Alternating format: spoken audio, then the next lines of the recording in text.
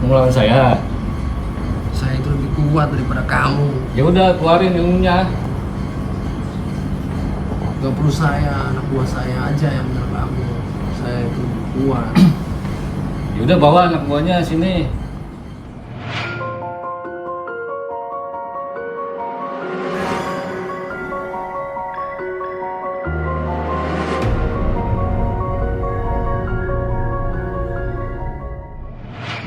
Assalamualaikum warahmatullahi wabarakatuh. Selamat berjumpa kembali di channel Padepokan Sang Yang Ageng. Semoga para sahabat semua diberi kesehatan, kelancaran, dan kemurahan rezeki. Amin amin ya robbal alamin. Pada kesempatan kali ini saya akan menelusuri fenomena ilmu santet Segoro Pitu yang katanya dianggap salah satu ilmu santet yang paling terkuat di tanah Jawa. Namun perlu digarisbawahi para sahabat semua bahwa konten ini bersihkan berdialog dengan bangsa goib, di mana kebenarannya jangan sepenuhnya dipercaya, ambil sisi positif dan menambah wawasan untuk meningkatkan keimanan kita kepada Allah Subhanahu wa taala. Baiklah para sahabat semua, tanpa berlama-lama lagi kita mulai saja meditasinya. Mohon doa agar diberi kelancaran.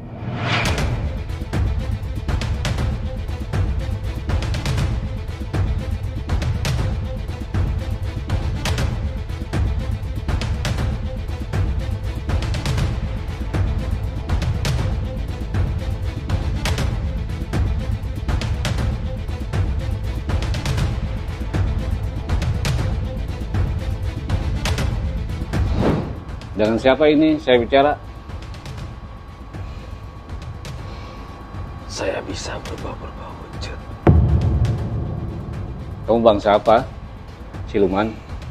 Ya, Kamu pelaku utama santet Segoro Pitu? benar sekali. Tidak perlu apa kamu manggil saya. Kamu asalnya dari mana sih? Dari sana. Jauh. Jauhnya di mana? Wilayah Jawa Timur. Kamu ini sebagai apa? Saya sebagai rajanya, sebagai raja dan juga pencipta nama tersebut. Itu arti nama Segoro Pitu apa? Segoro itu dalam bahasa Indonesia itu air atau lautan, air yang banyak, air yang luas. Sementara Pitu itu 7. Kamu itu menciptakan, maksudnya bagaimana sih? Orang-orang atau dukun-dukun yang ingin kesaktian. Saya menyusup di situ. Saya masuk ke dalam mimpinya jika ingin mendapatkan ilmu yang paling tinggi. Lakukan ritual-ritual khusus dari saya. Itu ritualnya apa? Mandi. Ada yang di sumur, ada yang di rawa, di danau. Berpindah-pindah tempat sampai 7 kali. Setelah itu? Semuanya selesai. Dia akan saya beri keilmuan. Sudah banyak yang berhasil? Sudah. Banyak juga yang meninggal atau mati di tengah jalan. Ya karena dia takut. Dia masih ada menyimpan sisi manusia. Jika mau mendapatkan ilmu dari saya, buang sisi manusia tersebut. Selain santet Segoro Pitu, ada lagi nggak yang lebih tinggi? Tidak ada selama hidup saya yang paling terkuat. Jangan bohong kamu ya. Ya, Jangan ngaku. karena saya sudah banyak mendapatkan tumbal-tumbal atau mangsa untuk diri saya sendiri. Maksudnya diri sendiri? Ya, jika orang tersebut ingin memakai ilmu saya ambil. Karena kan anak-anak buah saya yang bekerja. Jadi ya untuk saya, terutama si dukun atau orang yang ingin ilmu saya, karena dia tidak tahu aja.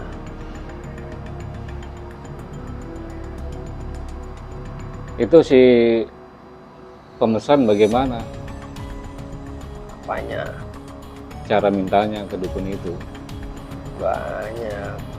Ada yang untuk usaha, ada yang untuk balas dendam. Banyaklah jenis-jenisnya. Itu cara kerjanya kamu tuh ke si korban bagaimana? Untuk pertama kali saya suruh anak-anak buah saya terlebih dahulu menyerang si target, dihancurkan kepalanya atau dihancurkan jantungnya. Jika orang tersebut lebih kuat atau sakti, saya sendiri yang turun tangan untuk mengambil target tersebut. Itu target satu orang apa berapa banyak targetnya? Tergantung si pemesan itu. Ada yang sendiri, ada yang sekeluarga semuanya. Dan tergantung si pemesan. Tinggal kamu maunya yang mana. Itu medianya apa? Medianya itu jimat. Saya masuk ke dalam jimat tersebut atau barang. Dan diletakkan di rumah atau di tempat target. Bisa lewat minuman, bisa lewat makanan. Apapun itu. Kalau si target itu orang satu, lewat media air, tinggal diajak saja makan-makan, lalu dimasukkan ke air tersebut, akan diminum sama dia. Pas saat pulang, langsung anak-anak buah saya yang beraksi. Berapa hari itu efeknya santet itu bekerja? 1 minggu. 1 minggu? Ya, jika orang tersebut tidak sakti atau tidak kuat keilmuan.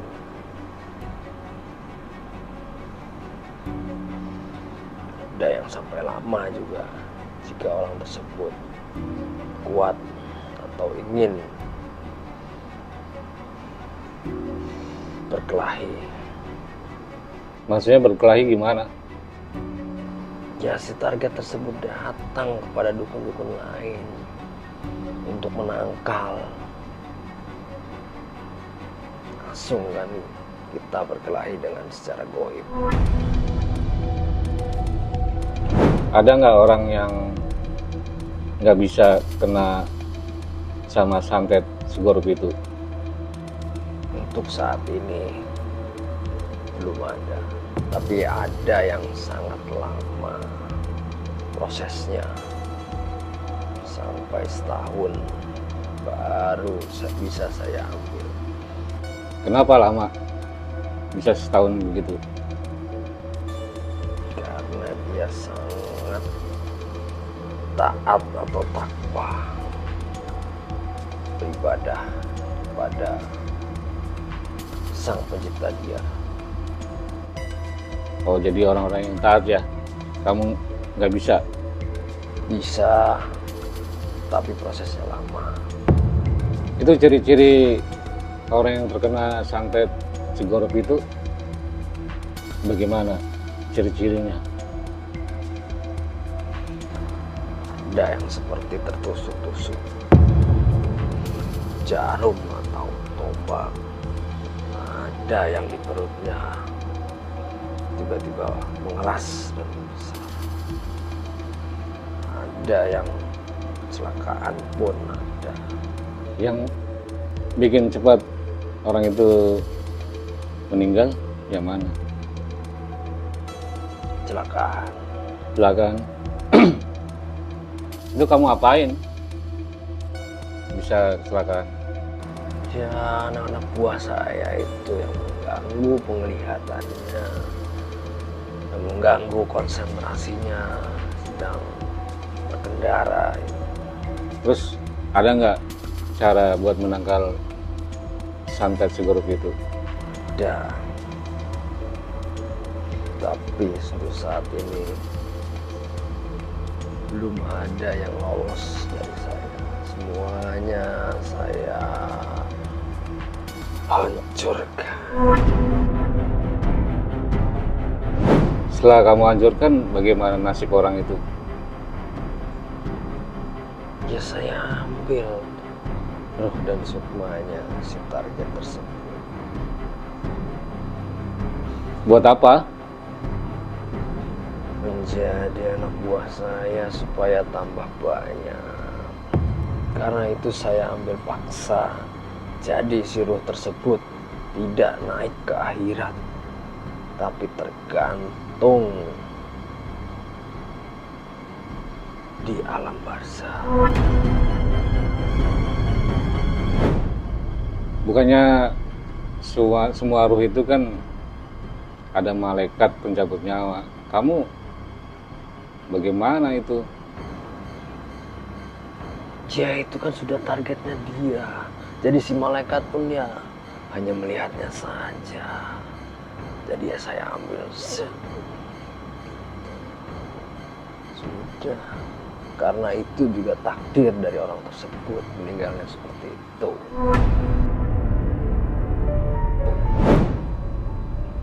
Emang kamu nggak takut dihukum sama Tuhan Allah Subhanahu Wa Taala? Tugas saya itu masih banyak, jadi tidak terpikirkan hal-hal seperti itu. Itu pemesannya gimana? Ada efeknya nggak setelah melakukan santet Segorok itu? Ya ada lah. Apa itu? Nanti suatu saat dia juga akan saya ambil. Kok bisa? Ya karena itu sebuah perjanjian dari anak buah saya itu dengan si pesan tersebut. Tapi kan tidak terlihat. Yang penting semua tujuan atau keinginan si pemesan itu terwujud atau tercapai. Dia tidak memikirkan sebuah efek yang terjadi setelahnya. Emang si dukunnya itu nggak ngasih tahu resikonya dari awal? Ya kalau dukunnya ngasih tahu ya dia tidak bakal terima uang. Kalau semuanya rahasia dibongkar. Sebenarnya si dukun tersebut juga saya ambil, cuman juga dia tidak tahu. Dukun itu kan beranggapan dia tuannya, saya budaknya. Padahal ternyata saya yang tuannya, dia yang anak buah saya atau budak saya. Untuk di dunia nyata, karena saya tidak bisa menjelma menjadi sosok yang nyata. Makanya saya lewat perantara dukun tersebut. Berarti kamu selain pemesan, korban, semuanya kamu ambil ya? Iya. Belum kuat nih jadinya? Sudah nih? Untuk saat ini saya mengaku saya sudah. Kamu nggak mau dulu? Mau tobat? Untuk apa?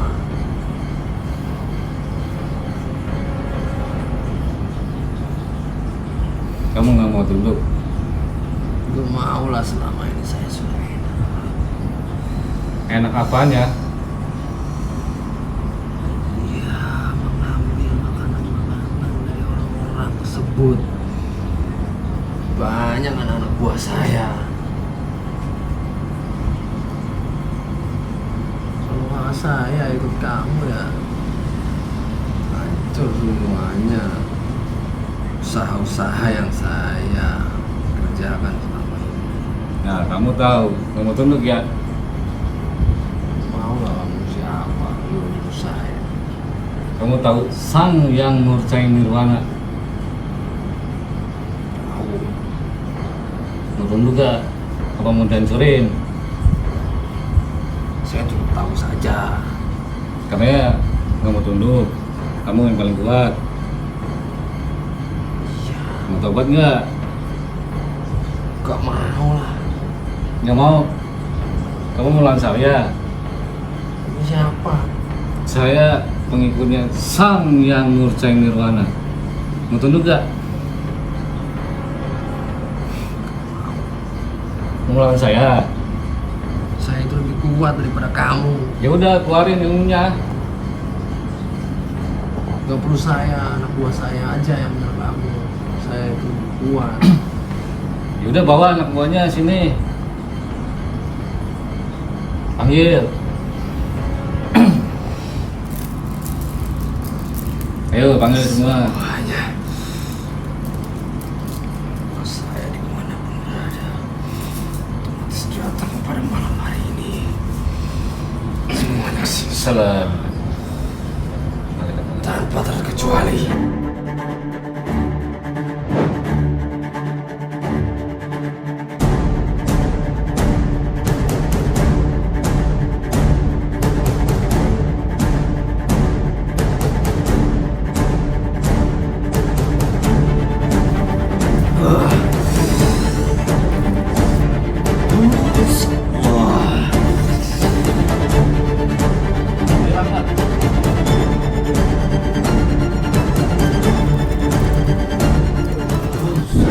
Demikian tadi para sahabat semua hasil mediumisasinya. Namun perlu ditekankan kembali bahwa konten ini bersihkan dialog dengan bangsa gaib, di mana kebenarannya jangan sebelumnya dipercaya. Karena kebenaran itu mutlak milik Allah Subhanahu wa Ta'ala. Ambil sisi positif dan menambah wawasan untuk meningkatkan keimanan kita kepada Allah Subhanahu wa Ta'ala. Terima kasih yang sudah nonton channel Padepokan Sang Yang Ageng. Dukung terus agar kami dapat memberikan konten-konten yang bermanfaat. Jangan lupa subscribe, komen, like. Sekian dari kami. Wassalamualaikum warahmatullahi wabarakatuh.